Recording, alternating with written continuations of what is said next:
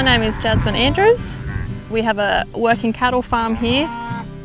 We have noticed a rapid decrease in koalas, and we're working with the Friends of the Koalas to facilitate rehabilitation along our riverbank to provide some koala safe habitat and trees to help increase the population around here.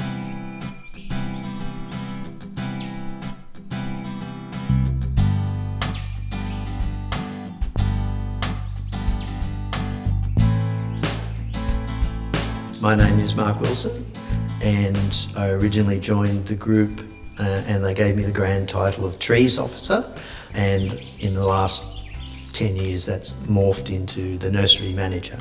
So I've always been involved in the habitat side of what Friends of the Koala does.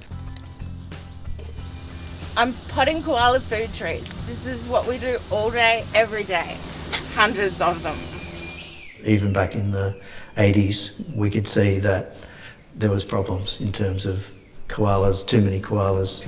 The agricultural areas sort of basically took over the koala habitat areas. There was examples of Wairala in the township.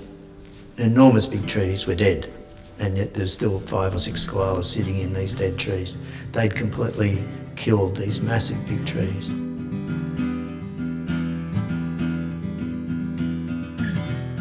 People then thought, we got to do something about this.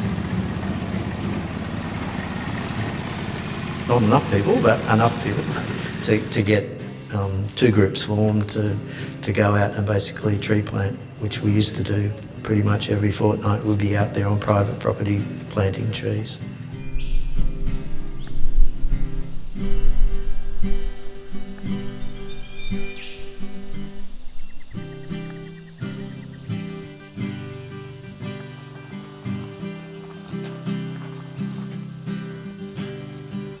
One of the main species for Richmond and Wilson River is the forest red gum.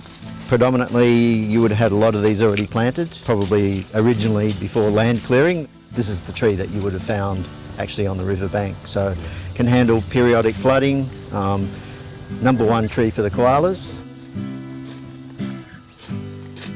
The biggest problem in the early days was that they were actually bringing in trees from outside the area that were not really suitable. They were eucalypts, but they weren't suitable for koalas. We collect the seed locally and then propagate them in my nursery, and we did that up until about, I suppose, 1997 when the Koala Care Centre was built. And I basically moved my nursery into the Friends of the Koala space.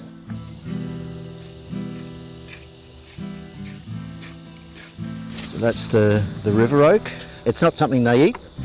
If you give them all food trees and they eat them out quite heavily, then they don't have enough shelter. So you want things that they specifically won't eat. But you also want trees that are reasonably native to that area. We're quite unique. I don't think there's many wildlife groups that focus on providing habitat for the animals that they're rescuing. So yeah, if we don't have habitat, we don't have koalas. But I still get people coming back to me wanting more trees, saying, you know, those ones we planted 25 years ago, they're still into it. You know, people, as long as they've got the space, as soon as you get koalas into trees, it's just a life changer for most landholders. I gave some trees to a property out at Rock Valley, and the guy had never seen a koala, and he wasn't convinced, but he wanted to plant trees. And I said, look, plant them and the koalas will come. I bought this land and there was 1 tree here, but now I've got 600.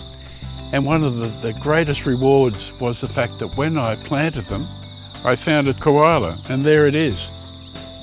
And it enabled me to keep on going, planting more trees and providing a habitat for them.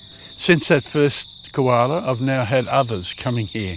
That's the reward and the satisfaction, providing a habitat for these beautiful creatures.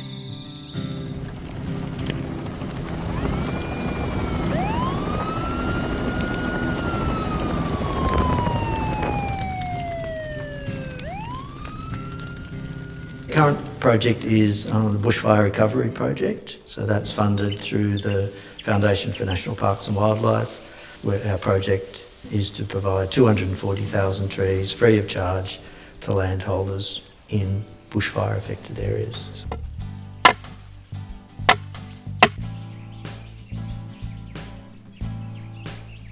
This site is called Koala Island, and historically Friends of the Koala used to plant broad-scale planting along the sides of roads to create areas for koalas to feed. We're now just restoring areas that koalas are already present by getting rid of weeds and planting. We're trying to create safe areas for the koalas. This area on Koala Island and many of the sites around are close to the river so that there's a low fire risk, away from roads and dogs, so it's just creating a safe passage for koalas.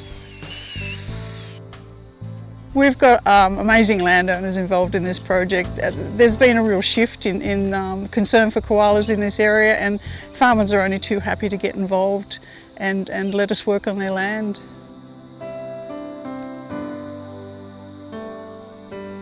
It's important to remember the great thing about the work that we're doing with the habitat is that not only the koalas benefit, but all animals, including mankind.